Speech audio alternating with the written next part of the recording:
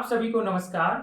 आज हम UP police constable भर्ती परीक्षा 2017 के जो 18 जून 2018 को सेकंड शिफ्ट में पेपर हुआ था उसे सॉल्व करेंगे। इससे पहले जो यूपी पुलिस कांस्टेबल की भर्ती परीक्षाएं हुई हैं उनके हम प्रश्न पत्रों को है सॉल्व कर चुके हैं, जिनका वीडियो के डिस्क्रिप्शन में लिंक दे रखा है, वहां जाके आप देख सकते हो। चलिए देखते हैं 18 जून 2018 के सेकंड शिफ्ट का प्रथम प्रश्न। प्रथम प्रश्न है, निम्नलिखित प्रश्न विकल्पों में से कौन सी संख्या वर्ग संख्या नहीं है। एक पूर्ण वर्ग संख्या नहीं है, आपको है विकल्प देखना है।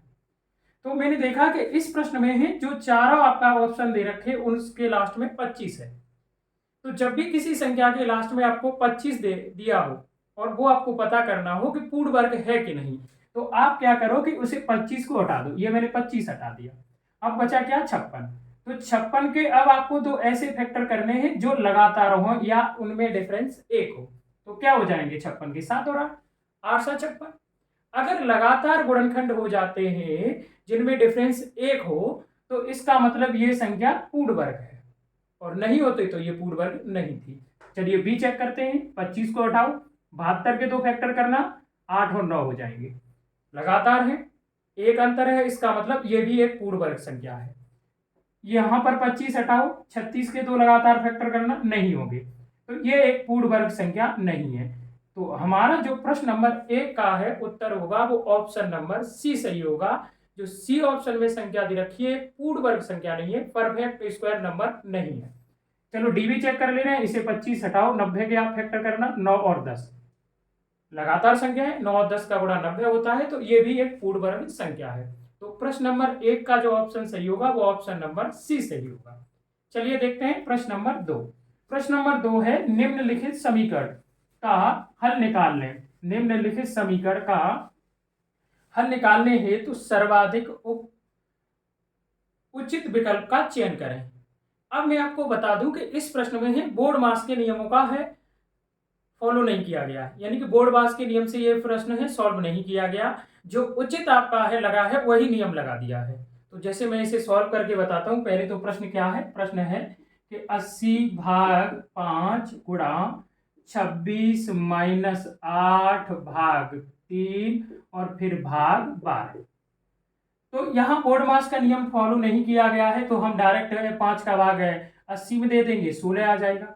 अब ब्रैकेट को सॉल्व करो। यहाँ 26 से पहले हम घटाएंगे क्योंकि 3 का भाग 8 में नहीं जा रहा, तो हम घटा देंगे। 26 से आप 8 घटाओगे तो 18 बचेगा। यहाँ मुझे उचित लगा ये घटाना पहले, क्योंकि बोर्ड मास का नियम तो यहाँ फॉलो नहीं किया गया। अब उसके बाद अगर आप है 3 का भाग है 18 में दोगे तो 3 छिक्के 18, 6 बार चला जाएगा, भाग 12। अब मुझे पता है यहाँ 6 में 12 का भाग नहीं जाएगा, तो मोड गुणा कर लूंगा, बोर्ड मास का नियम लगा नहीं है। 16 छिक्के 96, और 96 में अब 12 का भाग चला जाएगा, तो 12 अट्ठे 96। तो प्रश्न नंबर 2 का जो उत्तर होगा वो 8 सही होगा। यहाँ बोर्ड मास का नियम फॉलो नहीं किया गया है। यहाँ मैंने देखा कि यहाँ 3 को 8 में भाग देने की अपेक्षा 26 से मैं 8 घटा दूं तो मेरी कैलकुलेशन आसान हो जाएगी, वही मैंने किया। और यहाँ मैंने पहले भाग दे दिया है 16, वो 80 में 5 का 16 बार चला गया। फिर मैंने देखा कि अब 18 में 3 का भाग उचित है देना, वो दे दिया, और 12 भाग, फिर 18 16 और 6 का गुणा किया, 96 आया, और 96 में 12 का भाग दिया, कितना आ गया 8। ठीक है, चलिए देखते हैं प्रश्न नंबर है 3। प्रश्न नंबर 3 है, निम्नलिखित समीकरण का हल निकालने हेतु सर्वाधिक उचित विकल्प का चयन कीजिए। बहुत सिंपल प्रश्न है, केवल संख्याओं को जोड़ना है। प्रश्न नंबर 3 में क्या है, केवल और केवल संख्याओं को जोड़ना है। तो जो संख्याएं हैं वो हैं, यही सीधा लिखे आप जोड़ दो, 10.77, फिर उसके बाद जो संख्या है वो है 6.59, और उसके बाद जो संख्या है वो 2.26। अब आप इन्हें जोड़ दोगे, 7 और है 9 16, 16 और 6 22 की 2 हासिल 2 हो जाएगी, 2 और 2 4, 4 और 5 9, 9 और ये हो जाएगा 16 हासिल 1, 1 2 में जोड़ोगे 3, 3 और 6 9, 9 और 10 19। तो प्रश्न नंबर है 3 का जो उत्तर होगा वो 19.62 होगा। सिंपल सा प्रश्न है, केवल संख्याएं आपको जोड़नी है। तो प्रश्न नंबर है 3 का जो है उत्तर सही होगा वो होगा ऑप्शन नंबर ए। चलिए देखते हैं प्रश्न नंबर 4। प्रश्न नंबर 4 है, इस प्रत्येक आपका शिफ्ट में जो उस वर्ष हुई थी उसमें 1-2 ही प्रश्न अच्छा है, बाकी तो आसान प्रश्न है। प्रश्न नंबर 4 है कि 13/18 13/18 से आपको है कितना घटाना है, 2/3। प्रश्न नंबर 4 है, उसने ये कहा 13/18 एवं 2/3 के बीच अंतर क्या है। तो सिंपल है, फ्रैक्शन सॉल्व करनी है। 18 और 3 का लासा होगा 18, 18 का भाग 18 में देंगे, एक बार जाएगा, ये 13 हो जाएगा।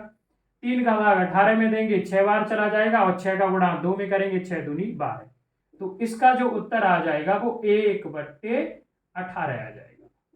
इन दोनों संख्याओं का जो अंतर होगा, डिफरेंस होगा, वो 1/18 होगा। तो प्रश्न नंबर 4 का जो ऑप्शन सही है वो ऑप्शन नंबर बी सही है। सिंपल सा प्रश्न है, दो भिन्नों को घटाना है, तो मैंने लासा लिया फिर घटा लिया। चलिए देखते हैं प्रश्न नंबर है 5। प्रश्न नंबर 5 है 42, 60 और 72 का महत्तम समावर्तक यानी कि एचसीएफ आपको बताना है। सिंपल सा प्रश्न है। प्रश्न नंबर 5 है 42, 60 और 72 का महत्तम समावर्तक एचसीएफ आपको बताना है, मासा। तो मासा जब भी दो संख्याओं का, 3 का, 4 का, 5 का आपसे पूछा जाता है तो आप क्या करोगे कि उनमें बड़ी दो संख्याएं लोगे और उनका क्या करना है, डिफरेंस। तो इन दोनों का डिफरेंस कितना हो जाएगा, 12। दी हुई संख्याओं का मासा या तो है बड़ी संख्याओं का अंतर होगा या अंतर का ही एक फैक्टर होगा।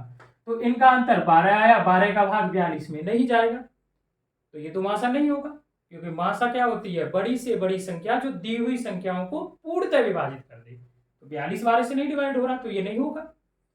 लेकिन हाँ, इसका फैक्टर एक अवश्य होगा। तो जैसे अगर हम देखें तो 12 के हम 6 गुणा 2 यानी 2 गुणा 6, ये फैक्टर नहीं कर सकते, ये फैक्टर कर सकते हैं। तो अब आप ये बताना कि 6 का भाग 42 में भी चला जाएगा, 60 में भी चला जाएगा, 72 में भी चला जाएगा। 1 2 हटाने से, 1 2 हटाने से है 6 का भाग है सभी तीनों संख्याओं में चला गया। तो इसका मतलब ये है कि इन तीनों संख्याओं का जो एचसीएफ है वो कितना है, 6। तो प्रश्न नंबर है 5 का जो उत्तर होगा वो ऑप्शन नंबर सी सही होगा। चलिए देखते हैं प्रश्न नंबर है 6। आप है भाग विधि से भी निकाल सकते हो मासा, गुणनखंड विधि से भी निकाल सकते हो, लेकिन ये तरीका आसान है। प्रश्न नंबर 6 है कि 25 30 और 60 का लघुत्तम समापवर्ती यानी कि एलसीएम बताना है। तो एलसीएम हम निकालेंगे तो लासा में क्या करते हैं कि पहले उन संख्याओं को हटा देते हैं जो से बड़ी संख्या है डिवाइड हो जाती है। तो हम 30 से है 60 डिवाइड हो रहा है, इसे हटा देंगे, तो बचा क्या, 25 और 60। 25 और 60 का जो लासा होगा वही इन तीनों संख्याओं का होगा। तो आप है, सिंपल सा प्रश्न है, भाग विधि से निकाल ले रहे हैं। 2 से भाग देंगे, 25 में नहीं जाएगा, 60 में चला जाएगा, 30 फिर 2 से भाग देंगे, नहीं जाएगा और ये 15 हो जाएगा। अब 3 से भाग देंगे, 25 में नहीं जाएगा, 5 या 15, फिर 5 से भाग देंगे 5 और ये 1, और फिर 5 से भाग देंगे 1 1। तो अब इन सभी का गुणा कर लो, तो ये हो जाएगा 5 25 और 2 दूनी 4 और 4 और 25 का गुणा कितना हो जाएगा, 100, और 100 और 3 का गुणा हो जाएगा 300। तो 2 गुणा 2 गुणा 3 गुणा 5 गुणा 5, यानी इन सभी का जो गुणा होगा वो 300, क्योंकि 2 दूनी 4 4 तिया 12, 5 25 और 25 और 12 का गुणा होता है 300। तो 25 30 और 60 का जो लासा होगा वो 300 हो जाएगा। आप नहीं तो वही फैक्टर करके कर सकते हो, नहीं ये छोटा सा प्रश्न था वो हमने भाग विधि से कर दिया। चलिए देखते हैं प्रश्न नंबर है 7। प्रश्न नंबर 7 है यदि 121 चॉकलेट को 7:4 के अनुपात में बांटा जाता है तो चॉकलेट का छोटा भाग क्या होगा, ये बताना है। ये भी अनुपात का प्रश्न है, सिंपल प्रश्न है। 121 चॉकलेट हैं, उन्हें बांटा जाना है 7:4 के अनुपात में, और टोटल चॉकलेट कितनी है, 121। तो अगर रेशियो के अकॉर्डिंग देखें 7 और 4 कितनी होगी, 11 चॉकलेट, लेकिन प्रश्न में कितनी है, 121। तो 11 का भाग देंगे 121 में, 11 बार चला जाएगा, एक इकाई का मान 11 आएगा। आपसे छोटा भाग पूछा है तो जो रेशियो में छोटी संख्या होती है वही रियल में भी छोटी संख्या होती है। तो 4 में है आप है 11 का गुणा करेंगे, 11 चौके 44। तो छोटा भाग क्या होगा, वो होगा 44 होगा। और बड़ा भाग पूछता तो 11 सत्ते 77 हो जाता। प्रश्न नंबर है 7 का जो ऑप्शन सही होगा वो ऑप्शन नंबर 20 सही होगा। चलिए देखते हैं प्रश्न नंबर 8। प्रश्न नंबर 8 बहुत ही सिंपल प्रश्न है और परसेंटेज का प्रश्न है। बहुत सिंपल प्रश्न है। पूछा है 525 का 28% क्या है। तो आपको पता है कि का मतलब क्या होता है, गुणा, और इस प्रतिशत को आप है भिन्न में बदलोगे तो कितने का भाग दोगे, 100 का। कहीं भी आपको परसेंटेज मिल जाए, अगर आप उसे फ्रैक्शन में चेंज करते हो तो 100 का भाग देंगे। 25 से इसे डिवाइड करेंगे, 25 दूनी 50, 25 से 25, 25 चौके 100 और 4 से है 28 को 7 बार डिवाइड कर देंगे तो, और 21 और 7 का गुणा होगा, 7 एकम 7 और 7 दूनी 14, 147। यानी कि 525 का 28% जो निकल के आएगा वो 147 निकल के आएगा। प्रश्न नंबर 8 का जो ऑप्शन सही होगा वो ऑप्शन नंबर बी सही होगा। चलिए देखते हैं प्रश्न नंबर 9। बहुत सिंपल प्रश्न है। प्रश्न नंबर 9 भी इसी तरीके से है। प्रश्न नंबर 9 है वो भी इसी टाइप का है। प्रश्न नंबर 9 है 65 का 220% क्या है। 65 का 220% क्या है। 65 का 220% निकालना है। तो का मतलब क्या होता है, गुणा। गुणा मैंने लगा दिया और इसे प्रतिशत से फ्रैक्शन में बदलेंगे तो कितने का भाग देते हैं, 100 का।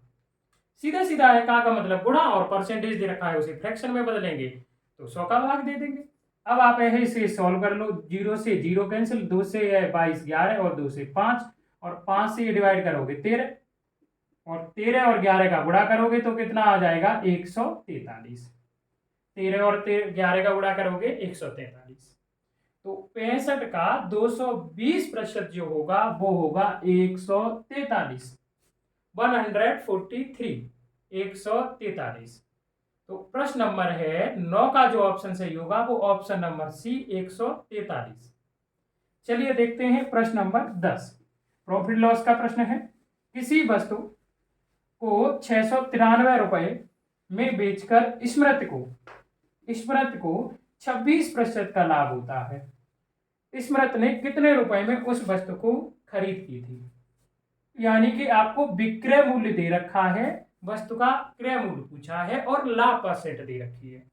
तो इसका है प्रतिशत भिन्न से साधारण भिन्न बदलेंगे, 100 का भाग देंगे, 2 से ये 13 और 2 से ये 50। किसी भी प्रतिशत भिन्न को साधारण भिन्न में बदलते हैं, 100 का भाग देते हैं तो इसका फ्रैक्शन हो जाएगा 13/50। कितना हो जाएगा, 13/50। तो जब भी आप लाभ या हानि, लाभ परसेंट था, लाभ या हानि परसेंट का फ्रैक्शन बना लेते हो तो हमेशा ध्यान रखना, कोई चैप्टर क्यों ना हो, ये तो प्रॉफिट लॉस का प्रश्न है, हर में हमेशा हमेशा क्रय मूल्य होगा, क्योंकि लाभ और हानि परसेंट हमेशा क्रय मूल्य पर बताई जाती है। और अंश में अगर लाभ परसेंट है तो लाभ होगा और हानि है तो हानि होगी। मतलब 50 रुपए की वस्तु को 13 रुपया लाभ से बेचेंगे तो कितने में बेच देंगे, 50 और 13 जोड़ना 63। हमारे रेशियो के अनुसार एसपी 63 आया। प्रश्न में कितना दे रखा है, 693 रुपए।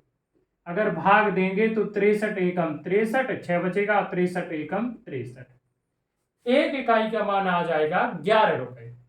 और आपसे पूछा क्या है, वस्तु का है क्रय मूल्य पूछा है। क्रय मूल्य पूछा है तो वस्तु का क्रय मूल्य है कितने इकाई, 50। तो 11 का 50 में गुणा करेंगे तो 11 पंजे 55। तो प्रश्न है 10 का जो उत्तर सही होगा वो 550 रुपए होगा। वस्तु की जो कीमत कितनी होगी, 550 रुपए। तो प्रश्न नंबर 10 का जो ऑप्शन सही है वो ऑप्शन नंबर ए सही है। हमेशा जब भी लाभ या हानि परसेंट का फ्रैक्शन बना रहे हो, हर में क्रय मूल्य होगा, अंश में लाभ है तो लाभ परसेंट है तो लाभ होगा, हानि परसेंट है तो हानि होगी, फिक्स है, कभी चेंज नहीं होगा। चलिए देखते हैं प्रश्न नंबर है 11। प्रश्न नंबर 11 है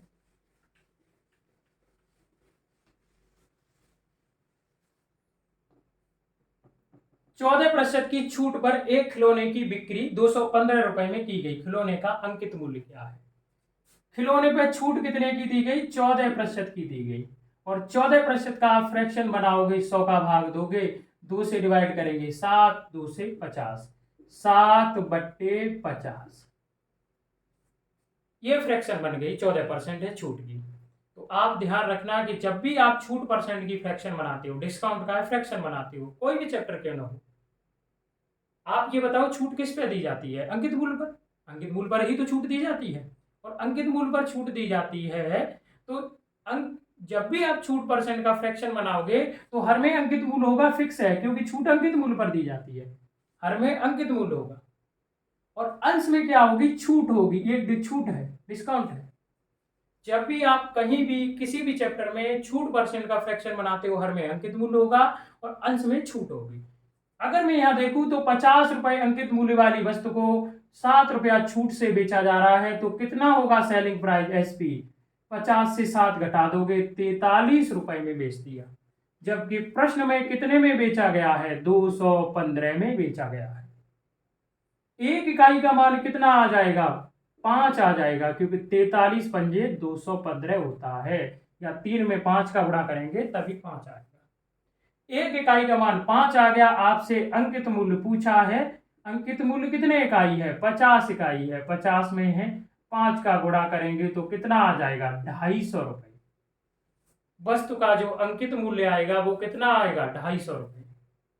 तो प्रश्न नंबर है 11 का जो उत्तर होगा वो ऑप्शन नंबर सी सही होगा। चलिए देखते हैं प्रश्न नंबर 12। प्रश्न नंबर 12 है, प्रश्न नंबर 12 है 4% प्रतिवर्ष की साधारण ब्याज पर, साधारण ब्याज का प्रश्न है, 4% प्रतिवर्ष की साधारण ब्याज पर 5 वर्ष हेतु 3750 रुपए, 5 वर्ष हेतु 3750 रुपए का निवेश करने पर ब्याज प्राप्त होगा। तो साधारण ब्याज का आपको पता है फॉर्मूला क्या होता है, कोई आपका शॉर्ट ट्रिक कुछ लगाने की आवश्यकता नहीं, सिंपल प्रश्न है। SI बराबर P into r into t upon 100, मूलधन गुणा दर गुणा समय बट्टे 100। यहाँ मूलधन कितना है? 3750 रुपए है, और दर कितना है? 4% है, और समय कितना है? समय है 5 वर्ष। 5 वर्ष का आपको निकालना है, बट्टे कितना हो जाएगा? 100। 0 से 0, 4, 2 से ये 4 2 बार डिवाइड होगा, 2 का भाग 10 में दोगे 5, 5 से 5 कैंसिल। तो अगर आप है 2 का गुणा 375 में करोगे तो कितना आ जाएगा? 750 रुपए। 5 दूनी 10 हासिल 1, 7 दूनी 14, 1 15, 5 हासिल 1, 3 दूनी 6, 1 7। तो प्रश्न नंबर जो 12 में आपको साधारण ब्याज निकालना है 3750 रुपए पर 4% की दर से 5 वर्ष का। सिंपल प्रश्न है, हमने फॉर्मूला रखा, निकाल दिया, कितना होगा? 750 रुपए मिल जाएगा। प्रश्न नंबर 12 का जो उत्तर होगा वो होगा ऑप्शन नंबर है डी, 750 रुपए। चलिए देखते हैं प्रश्न नंबर है 13। प्रश्न नंबर 13 है 10%, ये चक्रवृद्धि ब्याज का आ गया, 10% वार्षिक चक्रवृद्धि ब्याज पर 2 वर्ष के लिए 2100 रुपए के निवेश पर प्राप्त की जाने वाली ब्याज की राशि क्या होगी? 2100 रुपए पर 10% चक्रवृद्धि ब्याज की दर से 2 वर्ष का चक्रवृद्धि ब्याज निकालना है। तो जब भी आपको केवल और केवल 2 वर्ष का चक्रवृद्धि ब्याज निकालना हो तो उसकी जो दर है आप इस फॉर्मूले से निकाल सकते हो, 2 वर्ष की CI, यानी कि जो टोटल परसेंटेज में है चक्रवृद्धि ब्याज कितना 2 वर्ष का होगा वो इस फॉर्मूले से निकाल सकते हो। x plus by plus x by upon 100, 2 वर्ष का। 3 वर्ष का अलग है, 3 वर्ष का आप इस रेशियो से करोगे, 2 वर्ष का अगर आए तो ऐसा कर सकते। 2 वर्ष का चक्रवृद्धि ब्याज आपको निकालना हो तो दर दे रखी हो तो वो इस फॉर्मूले से आप निकाल सकते हो। यहाँ एक्स और वाई का मतलब है दर, हम पहले टोटल दर निकालेंगे, कितना परसेंट 2 वर्ष में ब्याज मिला। तो यहाँ एक्स की जगह भी 10 रखोगे, वाई की जगह भी 10 रखोगे, और यहाँ पर भी एक्स और वाई की जगह क्या रखना है? 10। इस 0 से ये 0 कैंसिल हो जाएंगी, 10 और 10 20, और 1 और 1 का गुणा 1 हो जाएगा, मतलब चक्रवृद्धि ब्याज परसेंटेज में टोटल कितना होगा? 21%।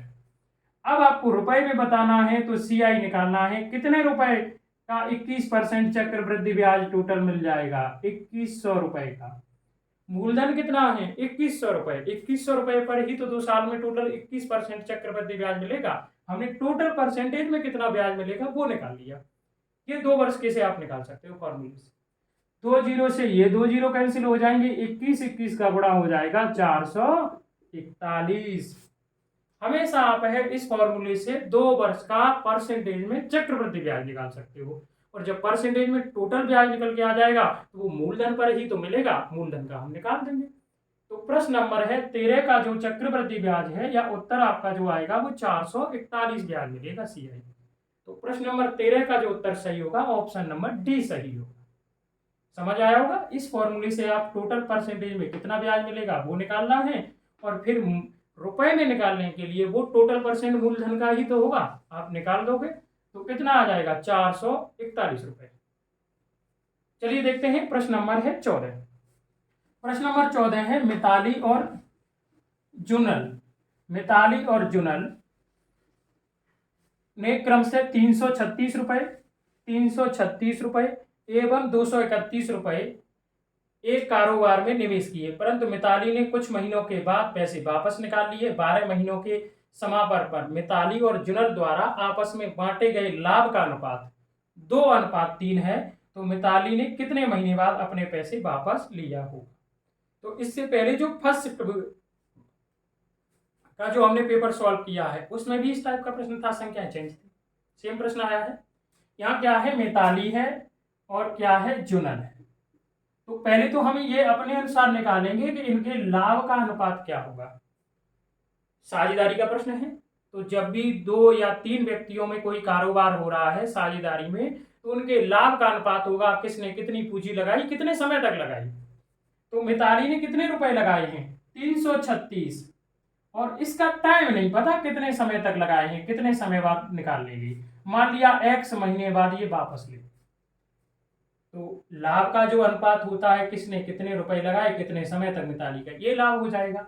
जुनल ने 231 रुपए लगाए हैं और इसने रुपए नहीं निकाले, मतलब 1 साल 12 महीने तक व्यापार चला है, 12 महीने तक इसके लगे रहे, जुनल का ये लाभ हो जाएगा। अब इसे सॉल्व कर लो, जैसे 12 से इसे डिवाइड कर दो, 12 दूनी 24 और 12 अट्ठे 96, मुझे लगता है 7 से डिवाइड हो जाएगा ये 4, और 7 से डिवाइड होगा 7 या 21 और 7 या 21, 4 और x का गुणा कितना होगा 4x और ये 33। हमने ये अपने अनुसार है दोनों को मिलने वाले लाभ का अनुपात निकाला, लेकिन प्रश्न में कितना दे रखा है 2:3, और जब 2 रेशियो आपस में बराबर होते हैं तो हम क्रॉस मल्टीप्लाई कर देते हैं और बराबर लिख देते हैं। 4 या 12x और ये हो जाएगा कितना है 66, 12 का भाग देंगे 66 में तो 12 पंजे 60, दशमलव लगाएंगे 12 पंजे 60, x का मान कितने निकल के आ गया 5.5 महीने निकल के आ गया। इसका मतलब ये है कि मिताली ने 5.5 महीने बाद अपने रुपए वापस निकाल लिए थे। तो प्रश्न नंबर जो 14 का उत्तर सही होगा वो ऑप्शन नंबर बी सही होगा। 5.5 महीने बाद मिताली अपने रुपए कारोबार से वापस ले गई थी। समझ आया होगा। चलिए देखते हैं प्रश्न नंबर है 15।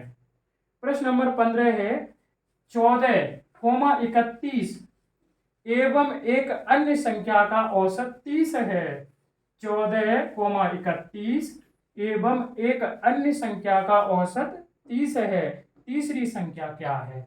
तो हमने मान लिया कि एक संख्या 14 दे रखी है, दूसरी 31 ये तो दे ही रखी है, तीसरी संख्या हमने मान ली x। औसत का प्रश्न है और औसत का फॉर्मूला क्या होता है? कुल पदों का योग बट्टे कुल पदों की संख्या, सम ऑफ ऑल डाटा बट्टे नंबर ऑफ ऑल डाटा।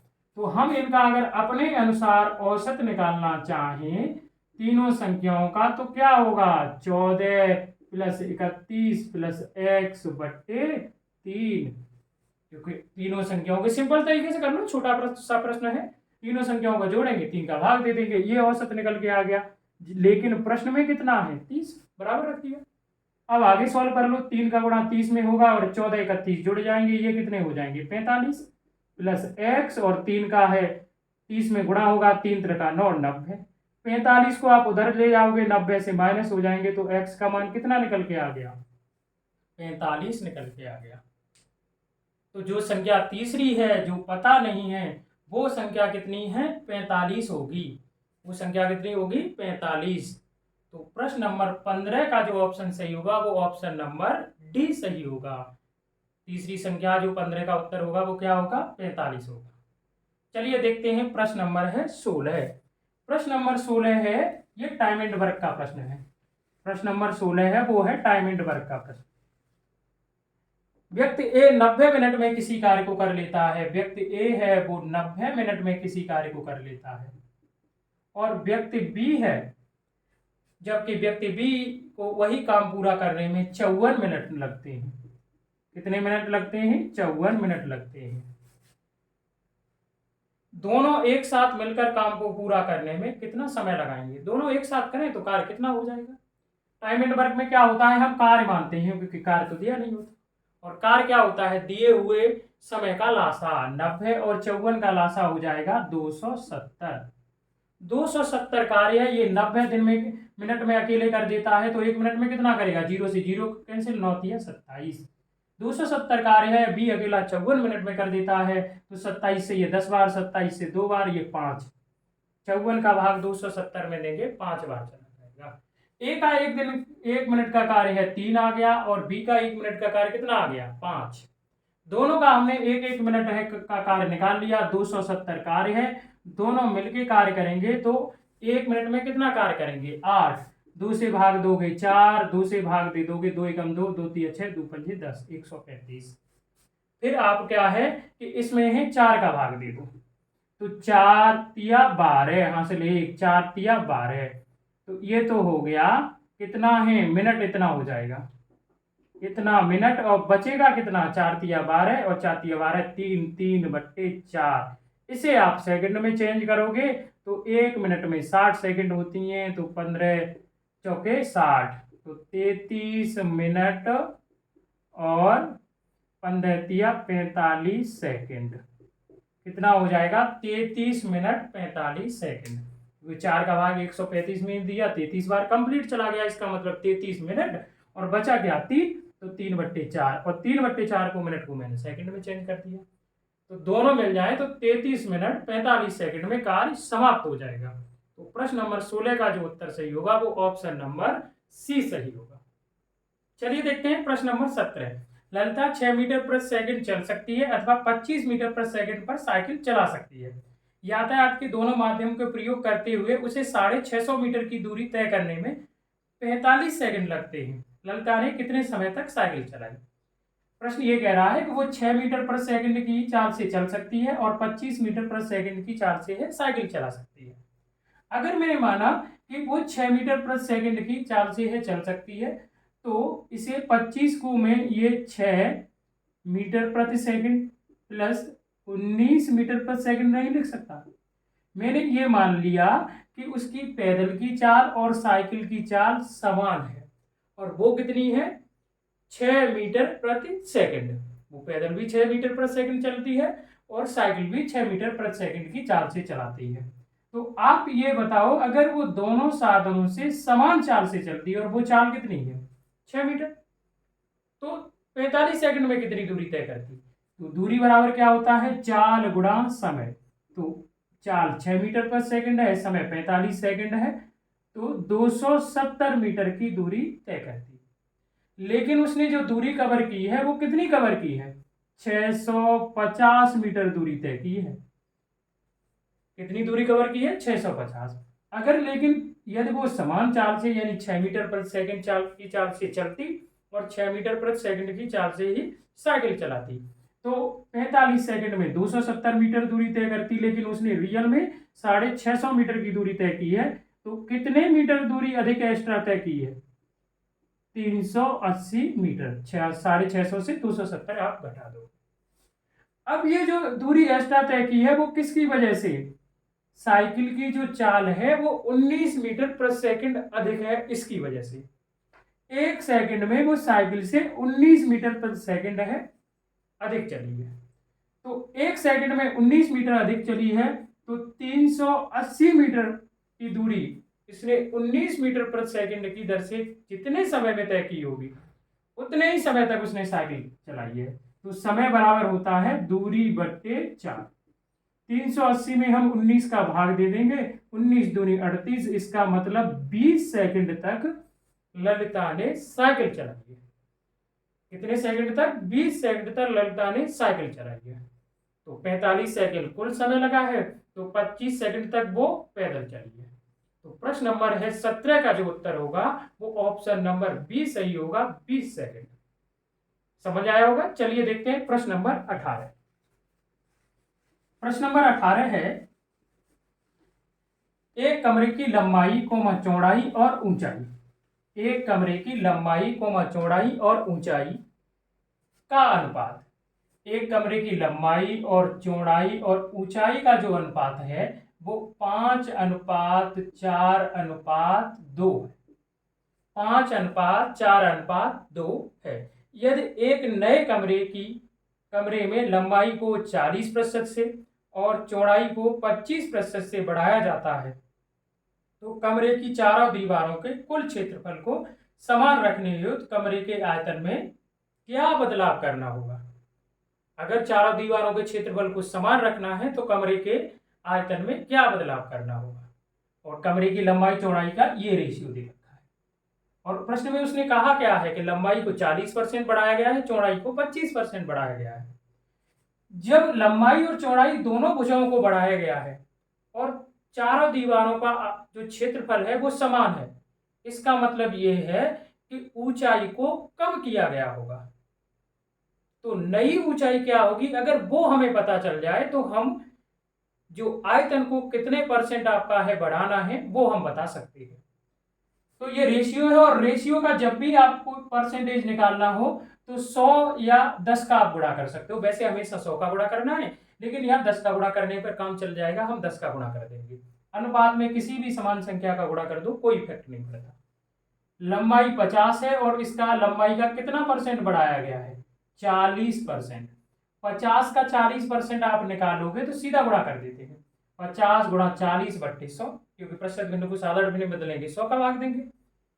तो 50 का 40% निकालोगे तो ये 4 पंजे 20 निकल के आ जाएगा। 50 लंबाई थी, 20 बढ़ गई 70 हो गई। अब आप है चौड़ाई निकालो, चौड़ाई आप निकालोगे तो चौड़ाई कितने % बढ़ाई है? 25%। और 40 का आप 25% निकालोगे, 40 गुणा 25/100, तो 25 चौके 100, 4 का भाग 40 में वो दोगे 10 निकल के आएगा।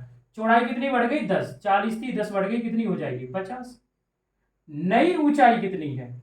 नई ऊंचाई कितनी है वो हमें पता करनी है। नई ऊंचाई कितनी है वो हमें पता करनी है, या फिर हम नई ऊंचाई को क्या मान ले रहे हैं? Capital H. नई ऊंचाई को कैपिटल एच मान ले रहे हैं। पहले ऊंचाई 20 थी, अब कितनी हो गई वो हमें पता करना है। और वो किससे पता चलेगी? क्योंकि उसने ये कहा है चारों दीवारों का क्षेत्रफल समान है। तो चारों दीवारों के क्षेत्रफल का कर्व सरफेस एरिया का जो फॉर्मूला होता है वो होता है 2l + b × h। 2l + b × h। तो हम चारों दीवारों का क्षेत्रफल निकालेंगे। 2 ये फॉर्मूले वाला, l + b, l 50 है, b 40 है, 50 और 40 कितना हो जाएगा? 90।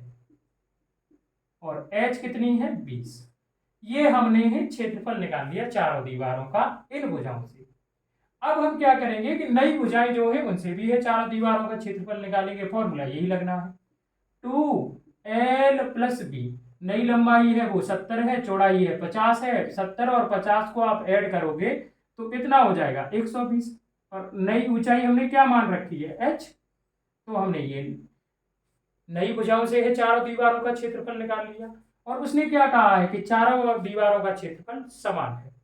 तो अब आप सॉल्व कर लो, 2 से 2 कैंसिल, और 20 से डिवाइड करोगे 20 छिक्के 120, और 6 का भाग है 90 में 2 दोगे 15 छिक्के 90। तो h निकल के कितनी आ गई? 15। इसका मतलब ये है कि नई जो ऊंचाई है वो कितनी है? 15 है। अब आपके पास है मूल जो लंबाई चौड़ाई ऊंचाई है वो भी है, और वृद्धि करने के बाद है जो चेंज होने के बाद नई भुजाएं वो भी है। आयतन बता दोगे।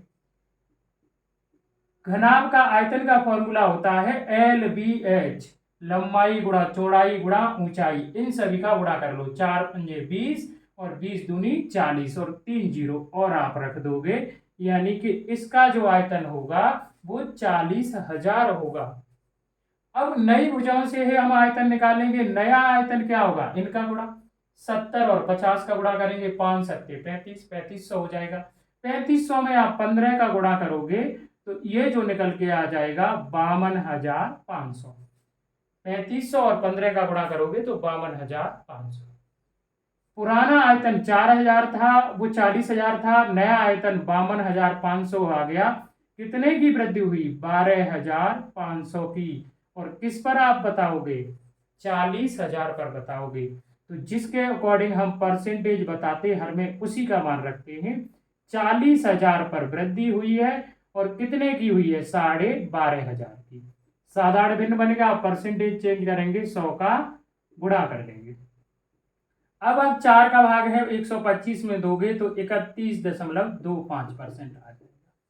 कितना आ जाएगा, 31.25%। अगर चारों दीवारों का क्षेत्रफल समान रहता है तो घनाभ का जो आयतन है या कमरे का जो आयतन है वो 31.25% बढ़ जाएगा।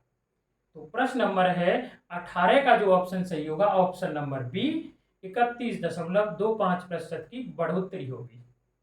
समझ आया होगा। चलिए देखते हैं प्रश्न नंबर है 19। प्रश्न नंबर 19 है यान एक आपका लड़का है, किसी कार्य को 15 घंटों में पूरा कर सकता है। यान एक किसी कार्य को 15 घंटे में पूरा कर सकता है,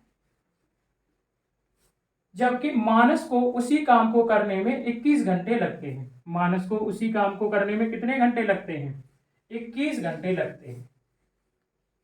काम को पूरा होने तक यान से शुरू करते हुए दोनों बारी बारी से 1 घंटा काम करते हैं। केवल अंतिम बारी के दौरान काम पूरा होने तक दोनों में से एक व्यक्ति 1 घंटे से कम अवधि हेतु काम कर सकता है। काम को करने में उन्हें कितना समय लगेगा, काम को करने में उसे कितना समय लगेगा ये बताना है।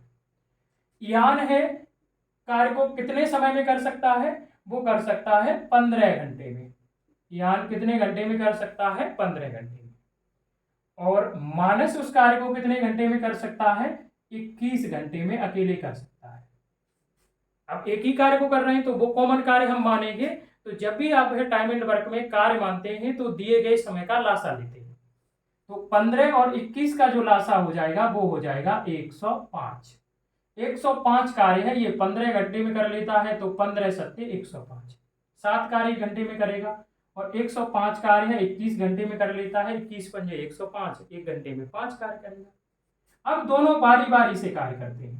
पहले यान करता है, फिर मानस करता है, फिर यान करेगा, फिर मानस करेगा।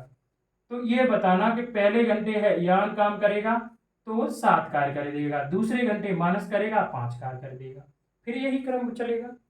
तो हम कह सकते हैं कि 2 घंटे का साइकिल बन गया और 2 घंटे में कितना कार्य होगा, 12 का। तो 105 कार्य करने में कितने साइकिल बन जाएंगे, वो 12 का भाग देंगे।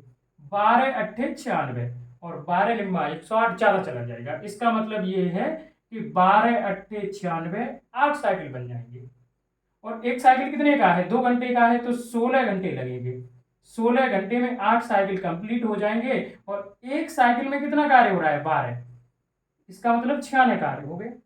96 कार्य हो गया, 105 कार्य था तो बचा कितना, 9 कार्य बचा। 9 कार्य बचा। अब ये बताना किसकी बारी आएगी, यान की। और यान 1 घंटे में कितना कार्य करता है, 7। यान 1 घंटे में कितना कार्य करता है, 7 कार्य कर देगा 9 में से। फिर कितना बचेगा, 2। फिर किसका नंबर आएगा, मानस का।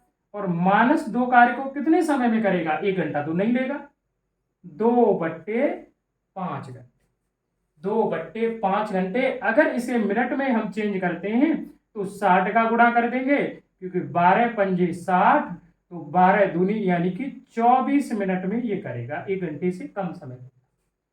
तो अगर हम कुल समय निकालेंगे तो कुल समय कितना लगेगा कार्य को करने में, 16 घंटे ये 1 घंटे ये वाला 17 घंटे और 24 मिनट ये वाली, 17 घंटे 24 मिनट में कार्य समाप्त हो जाएगा। 17 घंटे 24 मिनट में कंप्लीट कार्य समाप्त हो जाएगा। जब भी बारी बारी का प्रश्न आए तो 2 व्यक्ति कार्य कर रहे हैं तो 2 घंटे या 2 दिन का साइकिल बन जाएगा, 3 व्यक्ति कार्य कर रहे हैं तो 3 घंटे या 3 दिन का साइकिल बन जाएगा। फिर हम भाग देंगे कितने साइकिल कंप्लीट हुए, शेष कितना कार्य बचा और वो उन दोनों से करवाएंगे। यान ने पहले ही शुरुआत की है तो वही कार्य करेगा। तो प्रश्न नंबर 19 का जो ऑप्शन है वो ऑप्शन नंबर ए सही है, 17 घंटे 24 मिनट। चलिए देखते हैं इस वीडियो का अंतिम प्रश्न, प्रश्न नंबर 20। प्रश्न नंबर 20 है कि प्रसून एक निश्चित गति से 180 किलोमीटर की दूरी तक साइकिल चलाता है। उसकी कोई एक फिक्स चाल है, निश्चित गति से है 180 किलोमीटर की दूरी तक साइकिल चलाता है, यदि वह प्रति घंटे 2 किलोमीटर की धीमी गति से साइकिल चलाता तो उसे गंतव्य तक पहुंचने में 3 घंटे अधिक समय लग सकते थे। निम्नलिखित में से किलोमीटर प्रति घंटा में उसे उस गति का चयन करें जिसमें वास्तव में प्रसून ने साइकिल चलाई।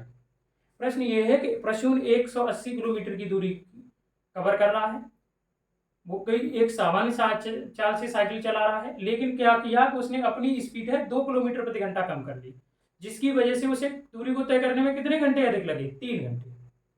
तो ये प्रश्न है वो फॉर्मूले से होगा, और फॉर्मूला क्या है कि वो है डी बराबर, डी मतलब दूरी, डिस्टेंस, S1 इंटू S2 और S1 डिफरेंस S2 और गुणा समय का अंतर, डिफरेंस ऑफ टाइम, समय का अंतर। ठीक है। अब यहां क्या है, हम सामान्य चाल क्या मान लेंगे, सामान्य चाल या वास्तविक चाल जो मान लेंगे प्रसून की, वो हम मान लेंगे x किलोमीटर प्रति घंटा है। प्रसून की जो सामान्य चाल हम मान लेंगे x किलोमीटर प्रति घंटा है। और ये फॉर्मूला तब लगाते हैं जब एक ही व्यक्ति समान दूरी को दो अलग अलग चालों से कवर करे। वो सामान्य चाल से जाए तब जो समय लगता था, इसका मतलब अगर 2 कम चाल से जाता है तो 3 घंटे अधिक समय लगते हैं। तो दूरी कितनी है, 180 किलोमीटर। सामान्य चाल यानी पहली चाल क्या है, x, और S2 दूसरी चाल क्या होगी, सामान्य चाल से उसने 2 कम कर लिया तो x माइनस 2, और इसका डिफरेंस कितना होगा, 2 कम किया तो 2 ही दोनों चालों में डिफरेंस होगा।